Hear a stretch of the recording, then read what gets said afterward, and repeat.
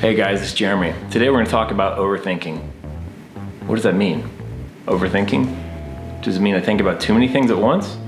Does it I think about one thing too many times? Oh my goodness, what do I do now? Exactly. Overthinking. Stay tuned. Are you listening? Damn.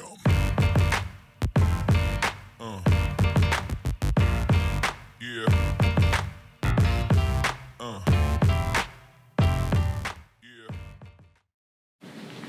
So today we're talking about overthinking.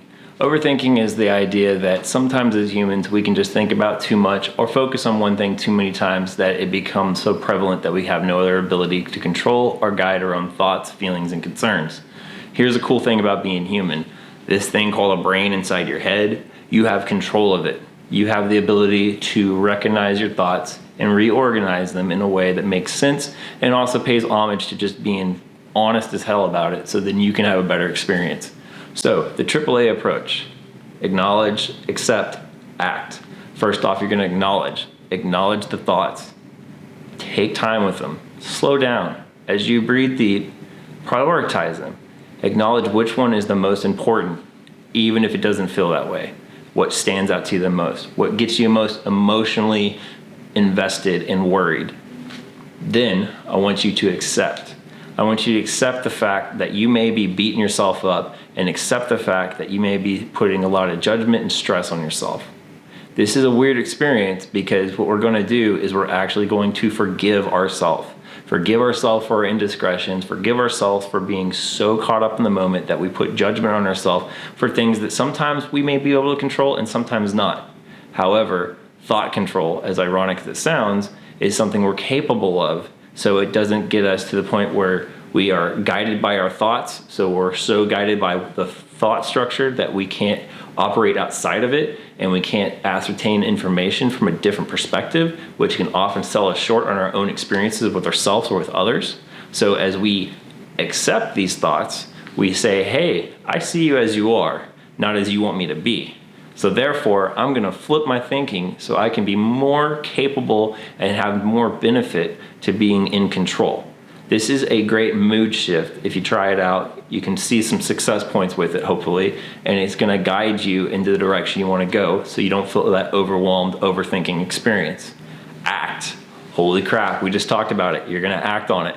You're going to make a difference. Some people for action points will use thought journals. So what you can do is you get a piece of paper, you get an iPad, you get a phone, whatever you like to use, and you just journal your thoughts. It can be super simple. So one journal format is like, hey, I'm having bad thoughts. What are my bad thoughts? Well, I'm thinking about the show I just watched last night that was scary. I'm thinking about what I have to get done for my taxes. I'm thinking about how am I going to get a job?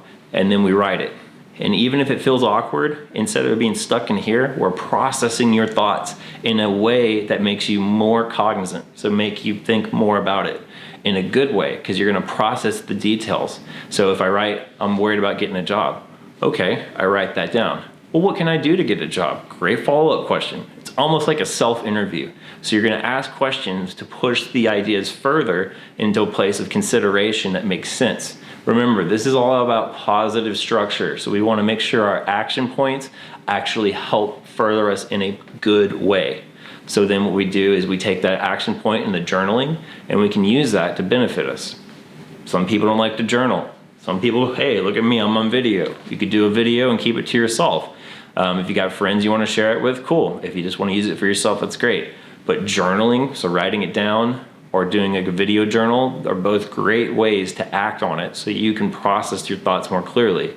When you take those things from inside your head and get outside of that closed loop system, it helps you to see more details and use more description so you can actually focus on making progress towards that thing, that point, that need, as opposed to just talking about it endlessly and reminding yourself what you have to do instead of just doing it. Action points lead to success. So this is a process. It's 3 steps. It sounds super simple. It's going to be awkward and disjointed when you try it, but give it a chance. I encourage you to be kind to yourself. Take the self-judgment crap off the table and don't make that the only thing you go by. Self-judgment is that BS voice that tells us that we're not good enough, we're not deserving, you can't get this done, you're not capable, oh, only if you had it this way. Oh, well, Johnny over here has this, so therefore you need that. That we got to get rid of.